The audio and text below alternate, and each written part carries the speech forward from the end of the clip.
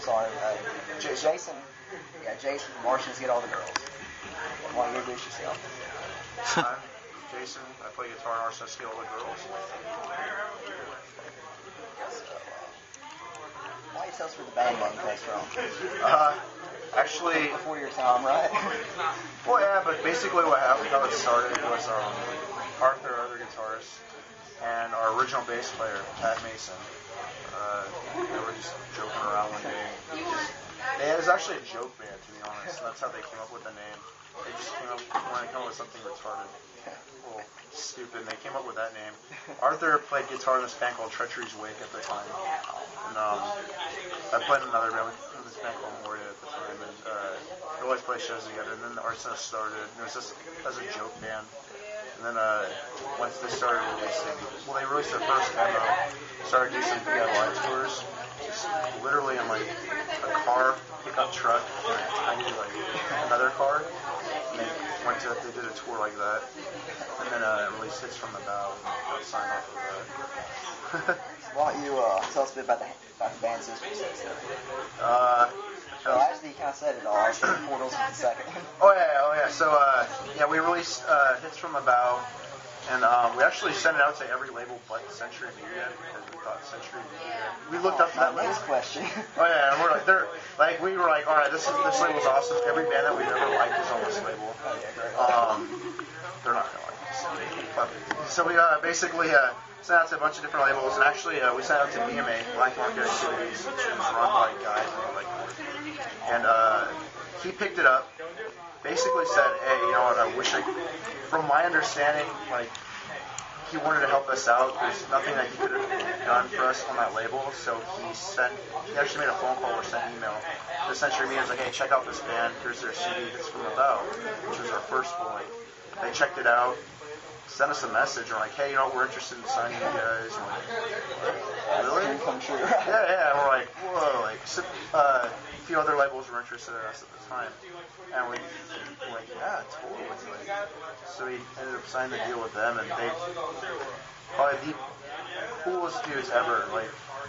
You walk into the office, and everyone in that office, and everyone that works there at Century, they all listen to metal.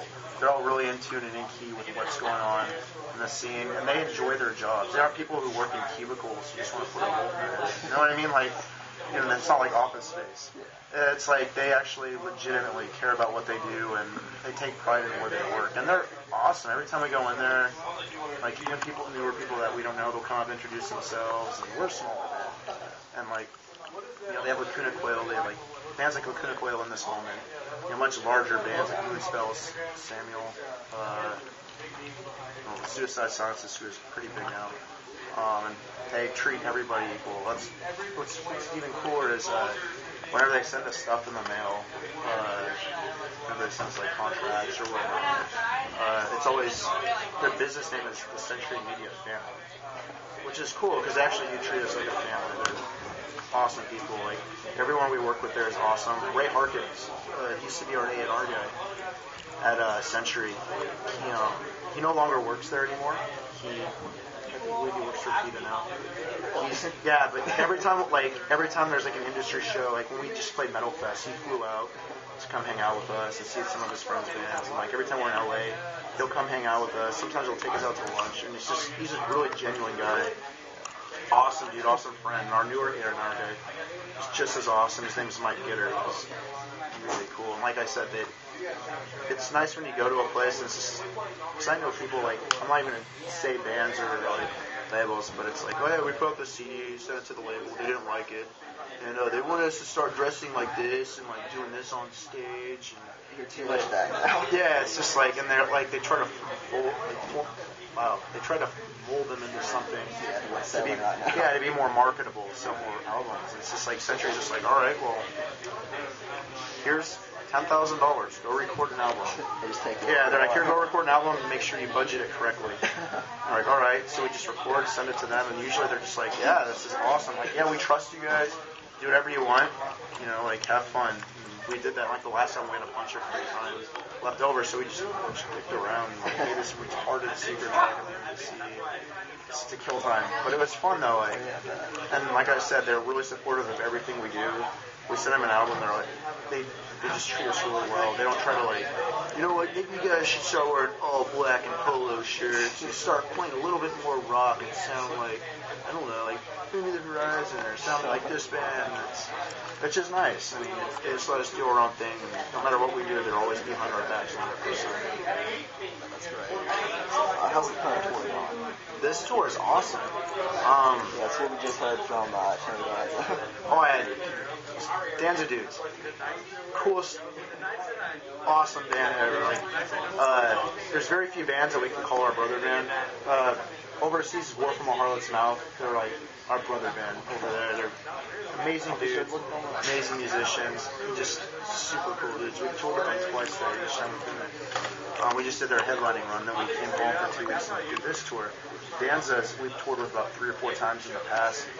We did this tour. We're actually doing another tour with them coming up at the end of July and August. I've known Jesse for a long time, Josh. I've known Wayne, some of their older members, and stellar musicians, and just as good musicians as they are, that's how good they are as people. Oh yeah, it was so much fun interviewing them. Oh, they're cool. We have so many inside jokes with those dudes, and all that. Chelsea Grin, up and coming band, got a lot of hype right now. Yeah, just did an AP by the way. Yeah. Didn't really care for them when I first heard them, and then like after seeing them and getting to know them as people, and seeing what they're actually capable of writing, how much potential they have, they're awesome dudes. They're actually a pretty decent band. I think they have much promise. Oh, wow, I can't say anything. They have a very promising future ahead of them. And then, I like what I heard. Oh yeah, and then Through the Eyes of the Dead. This band I've kind of looked up to. Like they were one of my favorite bands like 5 years ago. And but that's crazy. yeah, it's cool. So it's cool. Like I used to talk to Justin then, and like Anthony, a few of the other dudes in the band. Then they've had some member changes now, but Justin's still in the band. He's a cool dude. Everyone in the band now is awesome. I met them, like whether we play a random show and one of them comes out or whatnot. Excuse me, but they're all awesome people, great musicians. They're probably one of the tightest bands I've seen in quite a while. And then Henny Neal I toured with before. They have a new album coming out, which I've actually had the privilege of hearing. What do you think? It's really catchy. It's catchy? Yeah, it's catchy. It's well, no, not like that. It's just one word I wouldn't put with it. Oh yeah, sorry. Anyway, let me think of a better term. No, that's cool. Just saying. Oh yeah, it's still heavy. It's a little more new metal, but it's what they're going for. And I think they found their niche in the last album with what they want to do. So they kind of hone in on that and just it's a little more focused with what